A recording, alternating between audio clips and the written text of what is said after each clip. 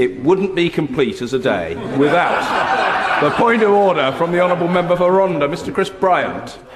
I'm grateful, Mr. Speaker. You probably don't know, but I have a Remploy factory in my constituency which does a very good job at recycling electronic equipment. Now, there's a lot of mood music about at the moment about whether this is going to close or not, but last week the Minister for Disabilities visited the factory in my constituency without notifying me that she was coming. And a lot of the people who work at the factory are very vulnerable, they're very uncertain about their future, and they take this scuttling in and out of my constituency as signifying that their jobs are going to go. They are very worried about it. I hope, Mr. Speaker, that you might be able to have a word with the Minister for Disabilities and urge her that if she has something to announce, she announces it soon and does so in this House.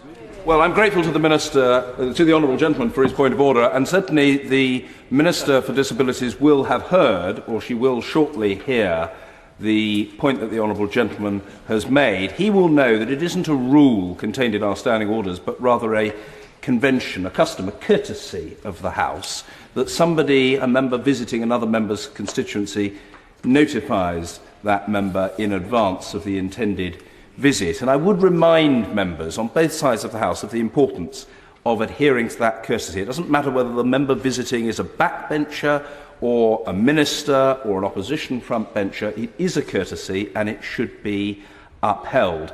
Also, of course, if a minister has an announcement to make, it should be made first to the House, and depending upon the nature and content of the statement, it might well be an oral statement. I must say that breaching the convention is a risky enterprise, and doing so in respect of the constituency of Rhondda is, I think, especially risky, as it's almost certain that the Honourable Gentleman will raise the matter, as he has just proved. Point of order. The Backbench Business Committee has come under some criticism for not allocating time for the debate on health, and our website www.labour.org.uk and Where's My Debate complains about the absence of such a debate. Would it have been in order for the leader of the Labour Party to speak to the leader of the opposition and allocate time today to debate the issue of health, or would that have been out of order? Well, the leader of the Labour Party and the leader of the opposition are one and the same person. So I'm...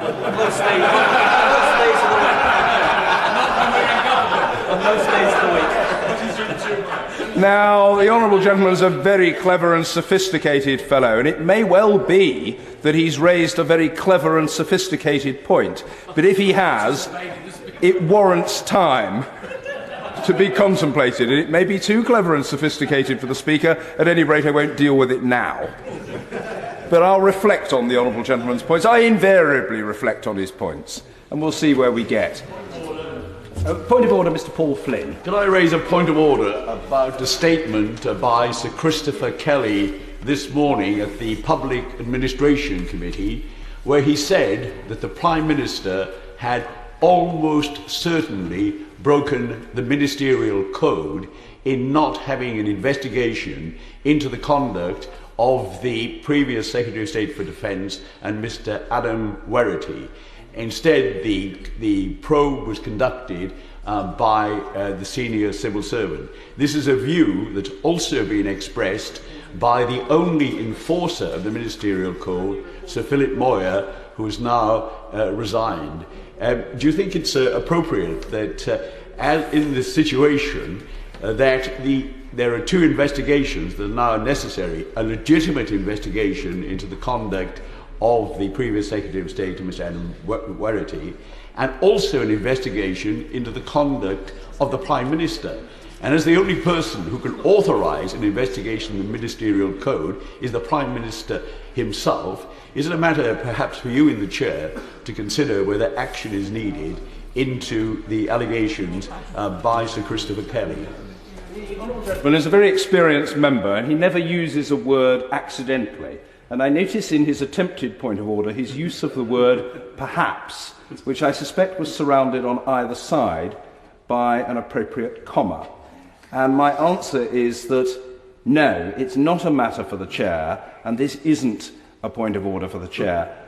We are considering here a matter of committee business on the one hand, and as I understand it, the Ministerial Code on the other. The latter, of course, as the honourable gentleman acknowledges, is supervised and overseen by and the responsibility of the Prime Minister. Whether that is satisfactory to the honourable gentleman or not, I cannot say, but it remains a fact. The honourable gentleman has very effectively made his point for today, but it is not a point for me to respond to beyond what I've said. Which is why it makes it quite ironic that the Russian ambassador thinks that this is something which is unique to Russia and that they feel that they can interfere in what happens in our politics by trying to prevent this debate. Mr. Putin states that he does not want Russia to be treated any less fairly than any other country. Point of order, Mr. Edward Lee. Did he write to you to try and prevent this debate? I'm grateful to the honourable gentleman for his point of order. I can say, I hope the clock will be held. I don't wish the honourable lady's time to be reduced. I can say to the House that I did receive a letter from the Russian ambassador drawing my attention to what he regarded as the errors contained in the motion and the merit of what he thought to be that fact, I emphasise what he thought to be that fact, being communicated to the sponsors of the debate. I can tell the House that I replied to the ambassador, noting his letter, underlining to him that as impartial speaker he would not expect me to comment on the contents, I think either of the letter or of the motion, reminding him of the date of the debate and indicating to him that if he wished to communicate his views in writing to the sponsors of the debate, it was open to him to do so. I hope that my meaning was clear. This House debates what it wants to debate, and if other people wish to send letters, they can send letters, but it's not the responsibility of the Speaker to act as a post person. Nadine Dorries. A point of order, Sir Peter Bottom. During the debate, you very kindly answered a question about a communication from the Russian ambassador. If you felt it would be suitable to invite the Russian ambassador to a reception, I think many of us would like to come and listen to what he has to say about the issue we've now discussed. Well, it's very good of the honourable gentleman, very helpful of him to seek to arrange my extra chamber calendar in the way that he is proposing. But I will reflect and digest. Speak for foreign policy. Speak for foreign policy, says the Secretary of State for Work and Pensions from a sedentary position. I think if he put that proposition to the House, it would be divisible. And there would be a division. But I note what the honourable gentleman has said. And there is no secret, as he knows, about the communication from the ambassador to me or my reply. Point of order, Mr. Kevin Brennan. Thank you, Mr. Speaker. During the last statement, the written version of the Minister's statement wasn't available to members until 24 minutes into the statement. Is it possible, through your good offices, that we could remind ministers of the importance of providing written versions of their statements to the House to backbenchers in a timely fashion? I'm grateful to the honourable gentleman for his point of order. And what I would say is that I don't think that we need to labour the point, and I'm sure that the honourable gentleman would be the last member of the House who would seek to take any opportunity to do so. The Secretary of State did apologise for what I think was an inadvertent error, and therefore the failure to provide a copy to the Shadow Secretary until the Shadow Secretary had come into the chamber. I think the general expectation that ministers do their best is understood, and I feel sure that the Secretary of State is assiduous in discharging his responsibilities as anybody else. If there are no further points of order, we come now to... Well, I'm always ready for them. Well, I always enjoy them. Order. Point of order, Mr. Chukaramuna. Thank you very much, Mr. Speaker. My point of order relates to two written ministerial statements that have been given in the last 2 hours. One is the government's announcement on proposals for reform of our competition regime, which was sent to the Vote Office at 10:10, 20 minutes before business, innovation and skills questions. And the other is in relation to the consultation on no-fault dismissal, which was received by the Vote Office at 10:30 when business question started. Now, 10:30 when business question started. Now, clearly, these are both matters, Mr. Speaker, of huge national importance. The application deadline to do an urgent question to yourself is 9:30. So the timing of the publication appearance of these statements meant that we were not able to put in an application for an urgent question on these statements. Secondly, we were not given any time to prepare in a way that would have enabled us to raise any of the issues to which these statements related during business questions. Can I ask you, sir, whether you were given any notice of these statements in advance? Were you given any notification that we can expect oral statements from these matters of national importance? And, well, the Deputy Leader of the House says this is outrageous. I think the behaviour of the government in relation to these statements is outrageous, and it shows an utter contempt for this House. I would be grateful for your views on this matter, Mr. Speaker. I'm grateful to the honourable gentleman for his point of order. I received no advance notification of the government's intentions beyond that which was on offer to and could be seen by members of the House as a whole. The government did give notice of its intentions on the order paper today. I note, however, the further inquiry of the honourable gentleman, namely, have I had any indication of a government intention to make an oral statement on either or both of the matters to which he has referred, and my answer to that is no.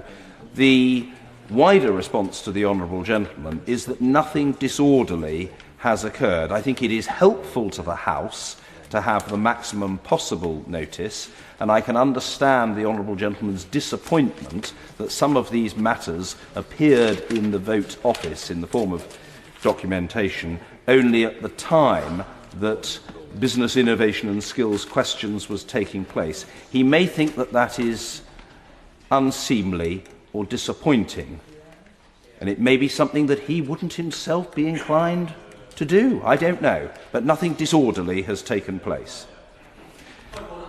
Point of order, Mr. Christopher Chope. Mr. Speaker, the Leader of the House, in responding to my question about the government's definition of equality, said that the issue of extending civil partnerships to heterosexual couples was part of the consultation being launched today.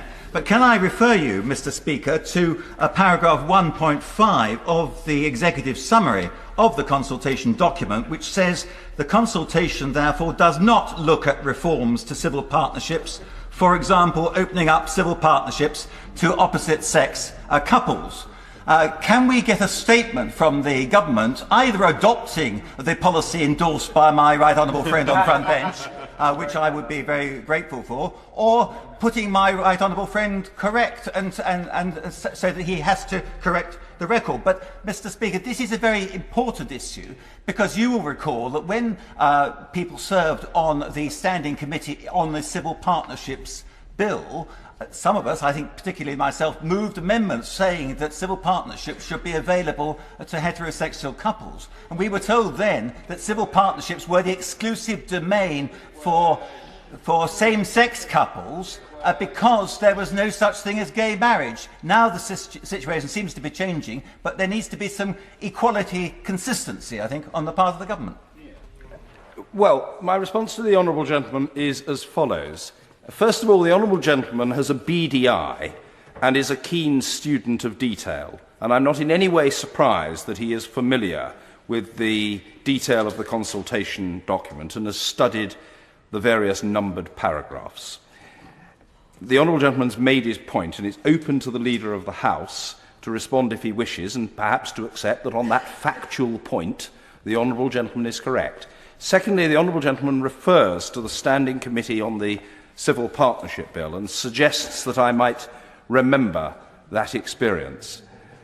That experience is etched upon my mind and is likely to remain so permanently, because I remember serving on the said Standing Committee with the honourable gentleman, which was, shall we say, an immensely stimulating, and some might think a protracted experience. I feel sure that the honourable gentleman will find further opportunities to develop his points on this issue, the issue as a whole, and particular points that are of concern to him today, in the weeks and months ahead, in the Chamber and possibly elsewhere. If the Leader of the House wants to respond, he can. But the Leader of the House does not wish to do so. Indeed. Speaker, just a matter of information. I had the great privilege of, you will recall, chairing the Civil Partnerships Bill, and the memory of my honourable friend, the member for Christchurch, and I believe your own, is absolutely correct. Well, I'm grateful to the honourable gentleman for confirming the memory of the honourable member for Christchurch and my own. And can I just mention in dispatches that, of course, I remember the chairmanship of the committee of the honourable gentleman, which was, frankly, unrivalled in its brilliance and in its tolerance. We'll leave it there. Characteristic tolerance, of course. The main business. Point of order, Mr. Steve Rotherham. Mr. Speaker, you'll be aware last Thursday, a document was reported and leaked to the BBC on the Hillsborough disaster, cabinet papers from 1989. There are many that believe that this leak could only have come from either a senior politician, a senior civil servant, or by the BBC themselves having access to this sensitive documentation.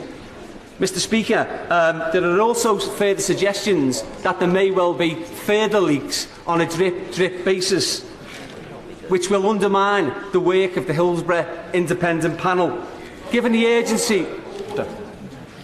I intend no discourtesy to the honourable gentleman. What I'm seeking to establish is what is the point of order for the chair. That's the question. The honourable gentleman. Mr. Speaker, given the urgency of the current situation, perhaps you, Mr. Speaker, can offer me guidance as the most appropriate parliamentary mechanism to ensure that as many members as possible have the opportunity and sufficient time to debate the intricacies of such a complex issue. Well, there are a number of answers to that. First of all, I don't give procedural advice to members from the chair. Secondly, as one wag just observed from a sedentary position, it is open to the honourable gentleman to consult the standing orders, and he can probably do so with advantage. And thirdly, my genuine advice, constructive advice, to the honourable gentleman is that he should consult the table office about the variety of parliamentary devices that could be available to him further and better to pursue the matter. Point of order, Mr. George Howarth. Mr. Speaker, given the serious allegations that were made in the revelations that my honourable friend for Liverpool Walton referred to, shouldn't a minister now come to this House and explain to the House that those allegations against the Liverpool fans at Hillsborough are themselves scandalous? I understand the very great strength of feeling on this matter, but I have ruled on the point of order. I respect the seniority and service of the right honourable gentleman. If the Home Secretary wishes to oblige, that is exceptionally obliging of her. The Home Secretary. Not to respond to the point made by the right honourable gentleman, but I think it would be to the benefit of the House to indicate that there is a leak inquiry that has been initiated by the Cabinet Office, and I share the concerns that have been expressed by the honourable gentleman in raising his point of order in relation to the impact that leaks of this sort have on what is a very sensitive matter in relation to ensuring that the full information is put together by the Hillsborough panel, and that information in any documents, I believe, should be shown to the families first and should not be leaked to the press in any form. But the Cabinet Office is undertaking a leak inquiry. It is both helpful and courteous of the Home Secretary, and the House is immensely grateful to her. Points of order. Point of order, Sir Gerald Kaufman. Mr. Speaker, the reports in the press this weekend have given direct cause not only to the statement that we've had today, but to a series of statements by Number 10, and today a statement by the Prime Minister. I put it to you, Mr. Speaker, that it is utterly unacceptable for the Prime Minister to make a statement outside the House of Commons instead of coming to the House of Commons, making the statement and facing questions from members of the House of Commons. This is not the first time. In fact, there's been a long series of ministers making statements outside the House of Commons instead of coming to Parliament to face the elected House of Commons, will you put to the government that it is totally unacceptable that they should make statements on issues outside this House of Commons instead of coming to Parliament to face us? Well, further to that, OK, I'll take Mr. Chris Bryan. Thank you, Mr. Speaker. Further to that point of order, is it not true that, notwithstanding the fact that the House has decided not to sit this Wednesday, the government could, if it wanted to, table a motion tonight to allow us to sit on Wednesday so that we could have Prime Minister's questions on Wednesday? Or, for that matter, notwithstanding the fact we've had a statement this afternoon from the Minister, we could nonetheless still have a statement from the Prime Minister later on today. Or, for that matter, we could have a statement from the Prime Minister on this matter and, for that matter, a special round of Prime Minister's questions tomorrow. Well, I'll deal with the points of order in reverse order, if I may. First of all, I say to the honourable gentleman member for Rhondda that I know he is an expert in all matters of parliamentary procedure and blessed also with a fertile imagination, but I hope that he will accept that I don't want to get into hypotheticals. I'm not disputing what has been said, but nor am I making an argument for it. I simply note what the honourable gentleman has said. So far as the right honourable gentleman member for Gorton is concerned, I reiterate the importance that I attach to statements being made in the House on important matters of public policy, and I hope the right honourable gentleman will take it in the spirit in which it is intended when I say that it's been my privilege to listen to his points of order, to his interventions, to his questions and to his speeches in this chamber on a vast miscellany of different topics for almost 15 years. Others have savoured that particular joy for 41 years and 9 months since the right honourable gentleman entered the House of Commons. There are other points of order. Point of order, the day would not be complete without a point of order from Mr. Keith Vaz. Actually, Mr. Speaker, I very rarely raise a point of order, as you know, but it's almost a further two. Last Friday morning, I was awoken listening to the Today programme to hear the dulcet tones of the Home Secretary talking about the government's new alcohol policy. An hour or so later, I was notified that a statement was going to be made to the House on a Friday morning. Very few members were present, as I understand it, and no members of the Home Affairs Select Committee. I should say, Mr. Speaker, that we fully support, it's a recommendation of our committee, that we should have minimal price for alcohol, but it would have been very helpful to know such a statement was being made before hearing it on the Today programme. I note what the right honourable gentleman has said. I do attach importance to statements being made in the House. Statements on a Friday are relatively unusual, but they're certainly not in any way disorderly. And I acknowledge the rarity of the circumstances was reflected not least in the fact that the right honourable gentleman was not present. Ordinarily, of course, in respect of virtually any conceivable aspect of Home Office business, the right honourable gentleman is present. I detect a degree of frustration that he was not able to be, and I note that, but nothing disorderly occurred. The Home Secretary was perfectly in order to do what she did. Point of order, Luciana Berger. Mr. Speaker, on Friday, the Supreme Court upheld the ruling that the government's cuts to the feed-in tariff for solar power are unlawful. Have you or your good office had any indication from ministers at the Department for Energy and Climate Change who presided over this debacle that they wish to come to this House to apologise for the chaos they have created in the British solar industry and for the thousands of pounds of taxpayers' money they have wasted on legal fees? No.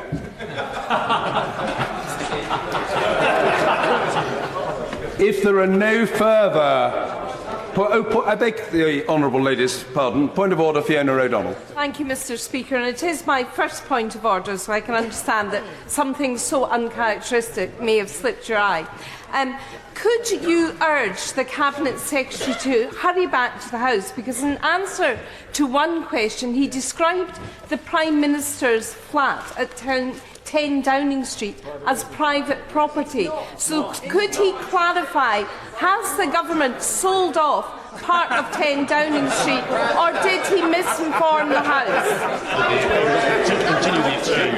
I won't continue the exchanges that took place earlier. I'm not going to urge the Minister for the Cabinet Office to hurry back to the chamber. I have a sort of sense that the honourable lady's point of order is really a rhetorical question, and I hope I can be forgiven for making the point in passing, which is simply a statement of fact, that the Right Honourable Gentleman, the member for Horsham occupies a high office in the government, but he is not the Cabinet Secretary. But your house hasn't been sold. I'm grateful to the Honourable Gentleman for what he said from a sedentary position. Speaker's House remains standing, and I hope that it will continue to do so. If there are no further points of order... Speaker, I beg to move that this House do now adjourn. The question is that this House do now adjourn.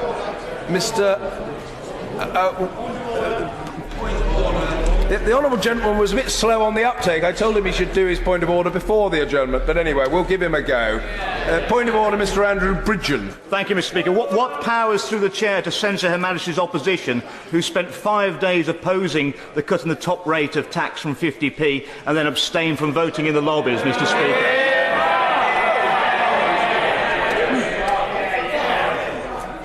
None. Point of order, Minister Gawke. Just further to that point of order, from the official record of the 22nd of March, column 960, I note that the Shadow Chancellor said there will be a vote next week and we will vote against the 50p change. Through you, Mr Speaker, what guidance can be provided to Honourable and Right Honourable members to look at the budget resolutions to see that very clearly Resolution 72 referred to an additional rate of 45p, which is obviously a change from 50p? Well, I think the Honourable Gentleman is seeking to offer that guidance, but what I know, because I know the Honourable Gentleman is a constituency neighbour, he wouldn't seek to do, for it would be unworthy, and he would not be unworthy, is to continue the debate that we've spent the last few days having. So we'll leave it there for tonight. And the Honourable Gentleman looks contented. He's smiling at me beatifically, and that's a boon to the House. We come now to the adjournment, the whip to move. The question is that this House do now adjourn. Mr Alex Cunningham. Order. I thank colleagues, and in particular the Minister, for a succinctness that enabled 58 backbenchers to question the Minister in exclusively backbench time. The Minister is in danger of becoming a role model, at least in this respect, for his colleagues to emulate. We come now to points of order. Point of order, Hugh Aranka-Davis.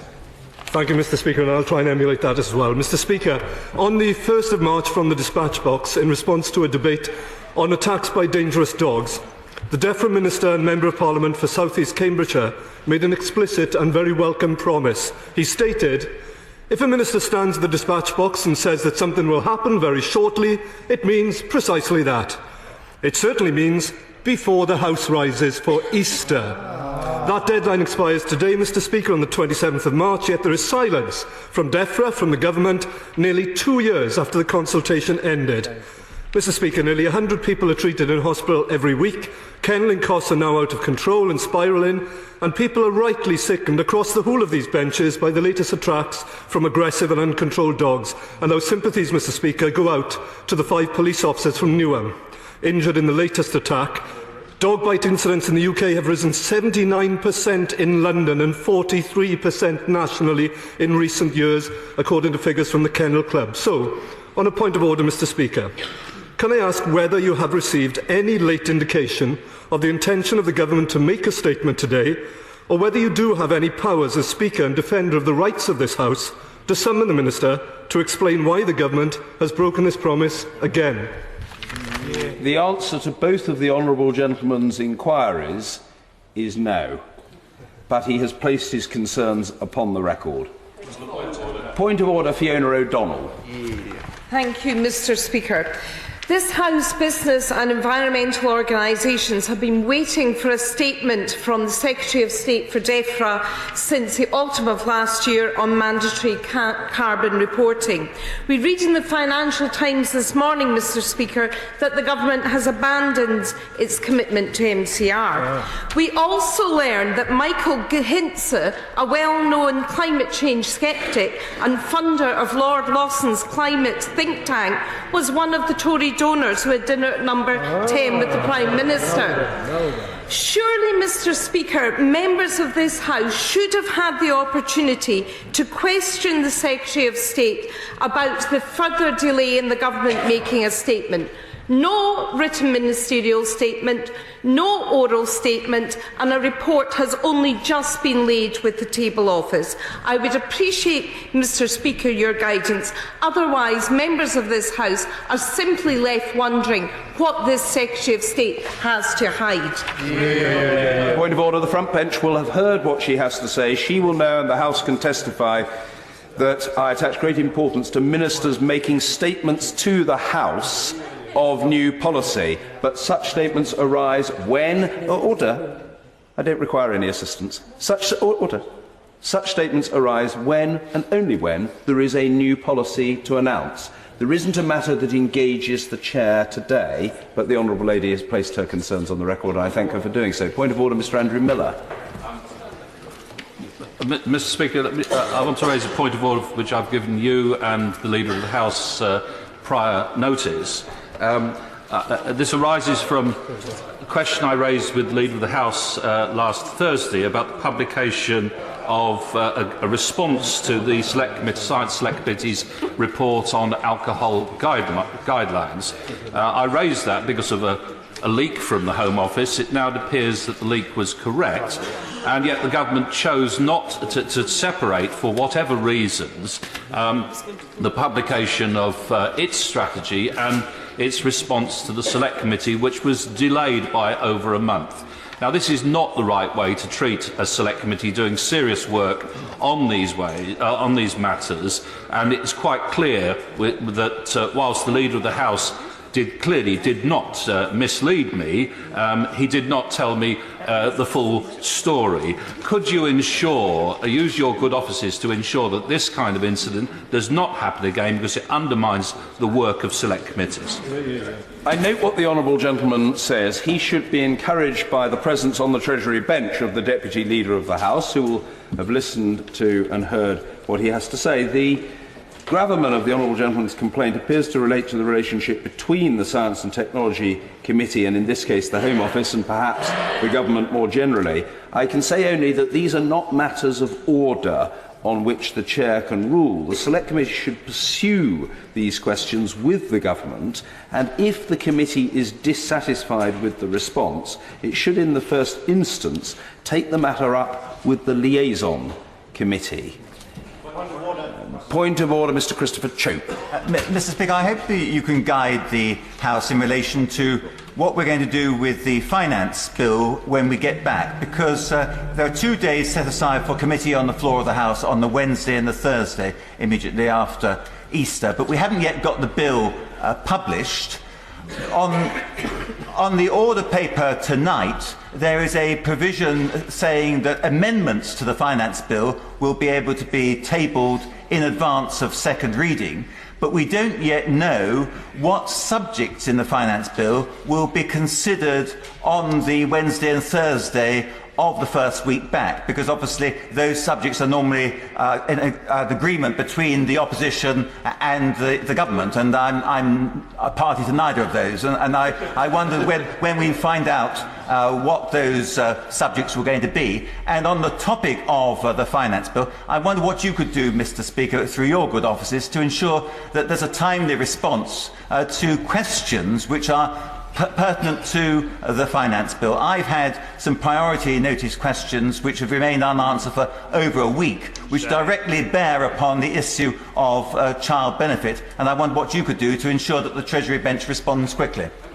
Gentleman for his point of order. I make 2 points in response. First, I should imagine that it is the responsibility of the government to table a committal motion so far as the consideration of the finance bill is concerned, and to do so before the rise of the House tonight, on the assumption that the honourable gentleman remains as keenly interested in this matter throughout the day as he is at the moment, and I'm quite sure that's a confident expectation on my part. I suspect that he'll be beetling into the table office to discover at what point the government has tabled that motion, and I hope that offers him some reassurance. Secondly, in relation to the prospective, but as far as he's concerned, delayed answers to his substantive questions, the Deputy Leader will have heard what he has said. I do think it's important that there should be timely and substantive responses to parliamentary questions from colleagues. And I would say only to the honourable gentleman, in the friendliest possible spirit, that not to provide timely responses to the honourable gentleman, the member for Christchurch, is almost as hazardous a mission on the part of any minister as to treat in a similar way the right honourable gentleman, the member for Manchester Gorton. And point of order, Mr. Ian Paisley. Thank you, Mr. Speaker. It's been brought to my attention today that the member for Neath has to be charged with contempt of court because of comments that he made daring to criticise a judge in Northern Ireland. I understand this law is obsolete and no longer applied in England and Wales, but he will be charged in Northern Ireland. Have you, as Speaker, been informed about this matter? If not, why not? And are you able to make a ruling or a comment about it? I'm grateful to the honourable gentleman for his point of order. The short answer to him is that I had not been informed of the matter to which the honourable gentleman has referred. Ordinarily, the Speaker would be informed only in the circumstance of the arrest of a member, and that is not what is involved here. Beyond that, I think I would say I understand the seriousness with which the honourable gentleman treats this issue and how perturbed he is by what he has learned, but the authority of the chair would be engaged, and the interest of the chair would be engaged, only if the comments concerned had been made in the chamber. And my understanding is that the comment to which the honourable gentleman is referring from the right honourable gentleman member for Leith was a comment made by the right honourable member for Neath outside of the chamber. I can't say more than that at this stage, but if the honourable gentleman wishes to communicate outside of the chamber further on this matter, I'm always interested to hear what he has to say. Point of order, Mr. Ian Lucas. Thank you, Mr. Speaker. Have you had any indication that a minister from the Department for Work and Pensions will be coming to the House to talk about the new policy of means testing access to cheaper post at Christmas? Because today we've received notification by email from Royal Mail of a 20% hike in postal prices, but that there will be a concessionary scheme introduced applied only to pensioners in receipt of means-tested benefits to receive cheaper stamps at Christmas. Clearly this involves benefits and should involve a statement to this House by ministers who can explain to us how it is that they will not how they will prevent large-scale fraud of individuals buying stamps and then reselling them at a lower rate below the postal rate. This is a very serious matter, and the Minister ought to have come to the House. No, I have received no such indication. The honourable gentleman may think that I, as a consequence, have been sorely deprived, but that remains the position. I have received no such indication. If there are no further points...